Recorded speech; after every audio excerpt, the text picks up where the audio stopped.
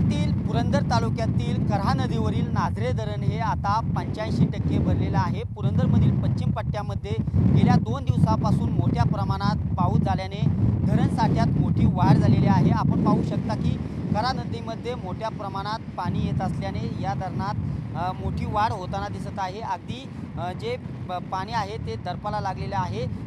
हे दर्प हे स्वयंचलित आहेत। साहजिकच धरण हे 100% झाल्यानंतर पाणी हे दर्पावरून वाहण्यास सुरुवात होईल, परंतु नाझरे धरणामुळे साहजिकच बारामती तालुका असेल किंवा पुरंदर तालुका असेल येथील शेतकऱ्यांना पिण्याच्या पाण्याचा आणि शेतीच्या पाण्याचा मोठा फायदा या धरणामुळे होत असतो। साहजिकच अखंड महाराष्ट्राचं कुलदैवत असणाऱ्या जेजुरीच्या खंडेरायाची सोमवती अमावस्या असते, त्यावेळेस राज्यभरातून लाखो भाविक दर्शनासाठी येतात आणि साहजिकच खंडेरायाची पालखी ही नाझरे धरणामध्ये येत असते आणि शाही स्नान केला जातो। त्यावेळेस लाखो भाविक या धरणात स्नान देखील करत असतात। साहजिकच जेजुरी शेजारील जी औद्योगिक वसाहत आहे या औद्योगिक वसाहतीमध्ये देखील याच धरण साठ्यामधून पाणी पुरवठा केला जातो आणि बारामतीमधील अगदी अनेक 27 ते 28 गावे असतील किंवा पुरंदर तालुक्यातील अनेक गावांना या पाण्याचा शेतीसाठी आणि पिण्याच्या पाण्यासाठी मोठा फायदा होत असतो। साहजिकच धरण साठ्यामध्ये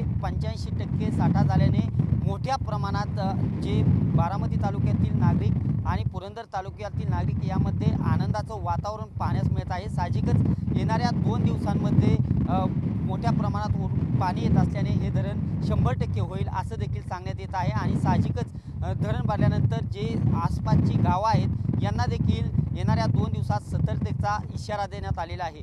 कॅमेरा पर्सन नागेशसह मी दीपक कापरे, TV9 मराठी, पुरंदर।